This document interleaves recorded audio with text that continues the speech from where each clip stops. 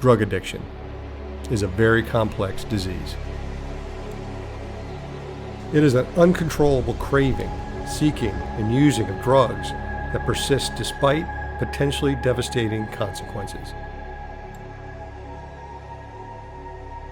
The disease has become a serious issue among millions of people around the world.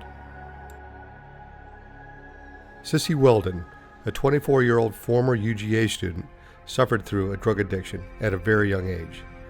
This addiction had a very negative impact on her life for many years. Here's her story. So, my name is Sissy Weldon, and I'm a person in long-term recovery, and what that means to me is I haven't been under the influence of alcohol or other drugs since December 15th, 2011. And I'm from a very small town in South Georgia. I went to a really large high school. I'm one of 3 children. Of the 3 of us, we've all struggled with addiction at some point in our life. My father struggled with addiction throughout his life as well, and he died when I was 18 years old. I definitely started drinking and using at a pretty young age. I was using prescription medications for a mental health challenge that I was struggling with at the time in high school.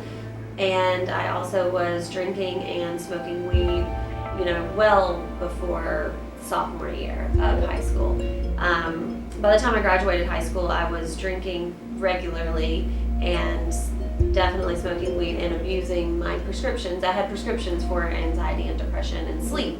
And so I began abusing those very, very quickly after being prescribed them. Also, in high school though, I was class president all 4 years. I was a competition cheerleader. I was president of Anchor Club. I was vice president of student council. I graduated really high up in my graduating class of like almost 600 students at our high school. So I was very successful on paper, but I went off to college at the University of Georgia and continued on that path. I did Student Government Association. I eventually was president of Special Olympics at UGA. I was vice president of the Student Council for Exceptional Children. I was the Student Life Chairman for the Student Government Association of UGA. I was in a sorority. I did all of the things that I was supposed to do, and at the same time, my addiction continued to progress, but also the challenges that I was struggling with mentally and emotionally were progressing as well. So I, had a cocktail of prescriptions by the time that I was in college that were prescribed to me. I had antidepressants, anti-anxiety meds, sleep meds. Yes. So I definitely had a cocktail of prescriptions and abused them very heavily throughout college. College is also when I started experimenting with cocaine and other illegal drugs, and then eventually to prescription painkillers, which is what I became heavily addicted to and what kind of derailed my entire life. So when I became addicted to opiates, I dropped out of school my senior year, the year I was supposed to graduate from college. I dropped out. I got involved in a very unhealthy relationship with someone much older than me because he was also addicted to opiates. I lost ties with all the friends that were positive for me, and my family also, had to begin to separate themselves because they could tell what was going on and what was happening with me. I also became suicidal, so my depression progressed to a point where I knew that one of 2 things was going to happen, that I was either going to start getting well and start getting better, or that I was going to die because I couldn't continue going the way that I was. So I called someone he's from the same town that I'm from. He grew up the same way that I did. We were friends. We drank and used the same way together, sometimes even in high school and college.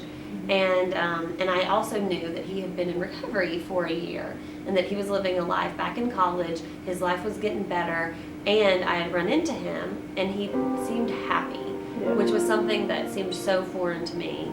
He had confidence, and he seemed really comfortable with himself and who he was, and so I never forgot that. So when I kind of got to that, my darkest hour, I called him and I asked him what to do, and he told me about where he had been to treatment, and he told me what his recovery was like. And so the next day I checked into recovery at a treatment center in Atlanta, Georgia, and I was in some form of treatment for around 7 months. And And then, ever since then, my life has really begun. So in the last 4 years, I was able to go back to the University of Georgia and graduate from college and finish my undergrad, which was really important to me.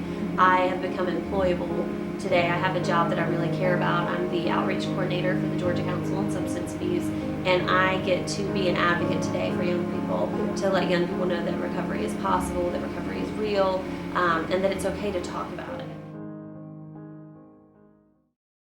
Although some people, like Sissy, are fortunate enough to recover from addiction, some people aren't that lucky. Greg Zelmer, a 20-year-old student at the University of Colorado, had an amazing life with a loving family and great friends. He had a bright future ahead of him, but all of that changed with one mistake that unfortunately cost him his life. I mean, in high school, he drank a little.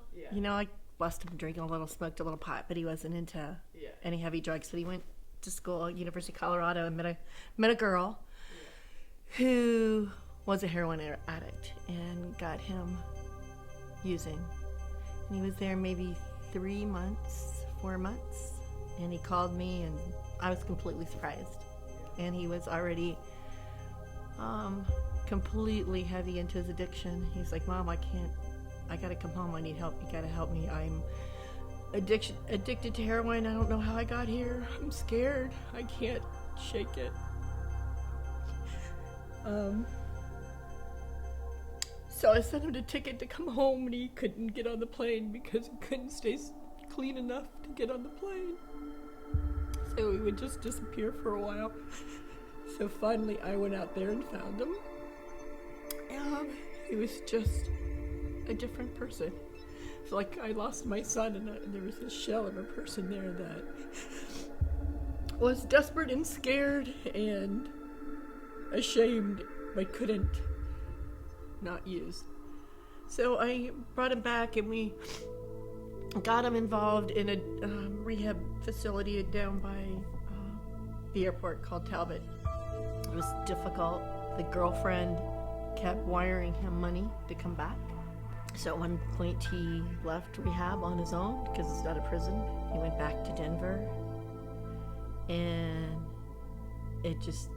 the relapse started immediately, and the whole desperation and tracking him down. And so he was in and out of recovery for 4 or 5 years.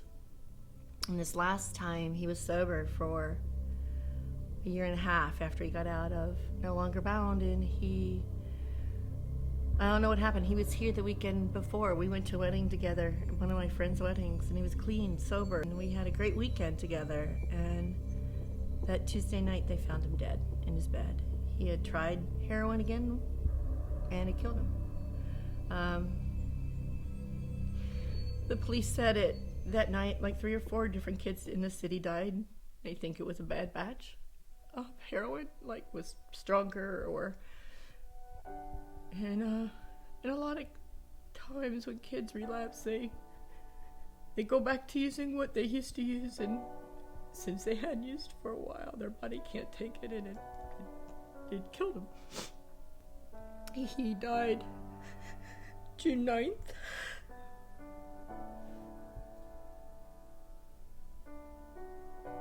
And it's been really hard for me and his brother and his daughter. I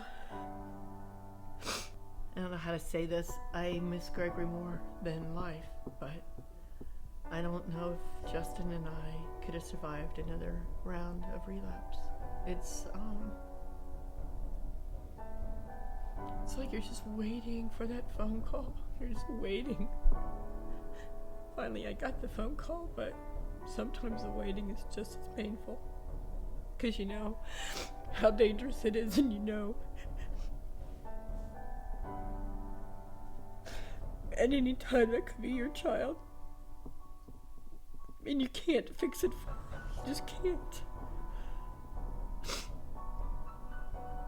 And I don't understand why people in general would risk all of that pain to their family and themselves in their lives for a minute of fun with a friend or an evening of partying, and how it can cause a life of misery for everyone that you love. And I know Gregory loved us. I know he didn't want to do this, but he couldn't control it once he used. It was like as powerful as the need to breathe. He fought it with everything he had, and he still lost. But the last 5 years of his life was such a struggle. Every day was a fight.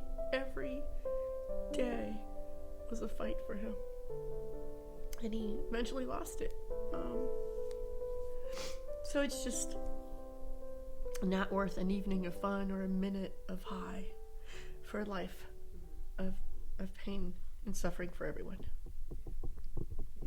And you have a foundation, right? Yeah, it's called the Greg Zomer Foundation. It's a lot of these guys are struggling with, when they go to rehab,